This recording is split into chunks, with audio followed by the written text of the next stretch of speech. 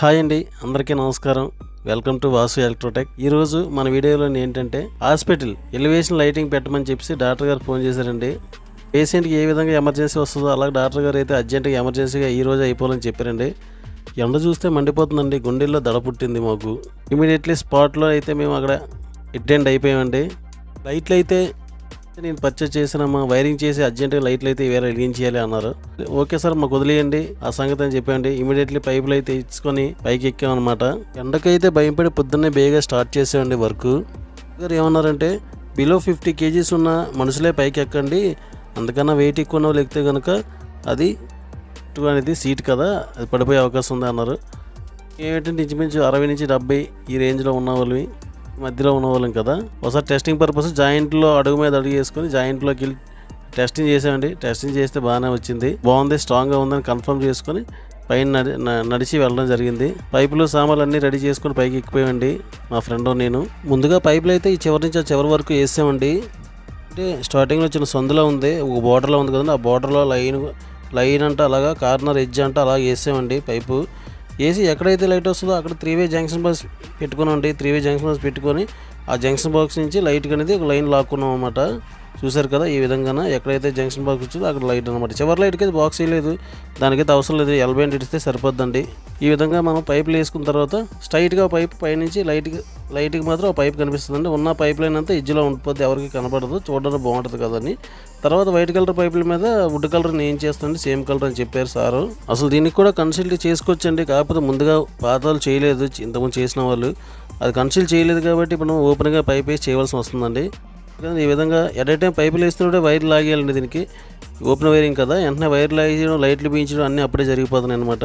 మా ఫ్రెండ్ అయితే చూడండి ఒక లైట్ బీస్తుంటే, నేను ఒక లైట్ బీయించాను, మా ఫ్రెండ్ ఒక లైట్ బీస్తుంటే. ఎండవల్ల లైట్ అంటే అసలు మండిపోతున్నాయండి. కింద అట్టలు వేసుకొని ఆ అట్టల మీద నించొని పని చేస్తున్నామండి. ఎండ చాలా ఘోరంగా ఉంది. లైట్కి అయితే రెడ్, బ్లాక్, గ్రీన్ వస్తుందండి. బ్లాక్ న్యూట్రల్ వేరు, రెడ్ ఫేస్ వేరు, గ్రీన్ ఎర్త్ వేరు, 3 వైర్లు లాక్కుంటే మంచిదండి. ఫేస్ న్యూట్రల్, ఎర్త్ ఒక్కో లైట్కి. కనెక్షన్ అయితే మనం లో ఇస్తున్నమాట. ప్యారల్ అంటే ఇలా ఉంటుందండి. సిరీస్లో ఎప్పుడు ఇవ్వకూడదండి. సిరీస్లో ఇస్తే ఏంటంటే ఏదైనా ఒక లైట్ పోతే ఉన్న లైట్లు ఎలాగండి. మనం ఎప్పుడైనా సరే ఈ ఎలివేషన్ లైట్లు ఇచ్చినప్పుడు ప్యారల్లో ఇచ్చుకోవాలండి. మొత్తం 4 ఒకటే స్విచ్ అండి. ఒక స్విచ్ ఆన్ చేస్తే అన్ని వెళ్తాయి. ఒక MCB ఇస్తాం మెయిన్లోని. ఒక లైట్ నుంచి ఒక లైట్కి, ఒక లైట్ నుంచి ఇంకో లైట్కి వైర్లు అయ్యడం అండి. వెరీ సింపుల్ అండి. 100 watts ఫ్లడ్ లైట్స్ అండి. విషయానికి వస్తే ఫిలిప్స్, హెవెల్స్, క్రాంప్టన్ ఇలాగా బ్రాండెడ్లో అన్నీ కూడా క్వాలిటీ అనేది బాగుంటాయండి. వైర్లు అయితే లాగేసామండి, అన్న లైట్ కూడా కనెక్షన్ ఇచ్చేస్తాం, జాయింట్ వేసాము.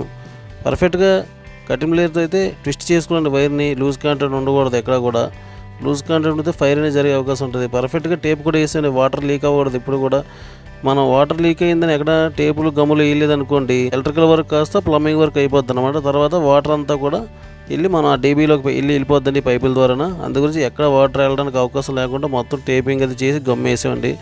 అలాగే లైట్ ఎండింగ్ పాయింట్ ఎక్కడ ఉందో అక్కడ కూడా మనం ఏంటంటే పైపు ఓపెన్గా వదలకుండా ఒక ఫ్లెక్సిబుల్ పైపు కానీ అలాగే బెండ్ కానీ పెట్టుకోవాలండి. లాగేసామండి. ఇప్పుడు కింద ఫ్లోర్ పంపించాం మెయిన్ డీబీ దగ్గరికి. ఈఓపీ సీలింగ్ లోపల చూడండి ఎంత భయంకరంగా ఉందో. అందులోంచి మనం వైర్ లాగాలి, బయటికి చూడడానికి అంత వైరింగ్ అయిపోతుంది, బయట ఓపెన్ వైరింగ్ వద్దన్నారు.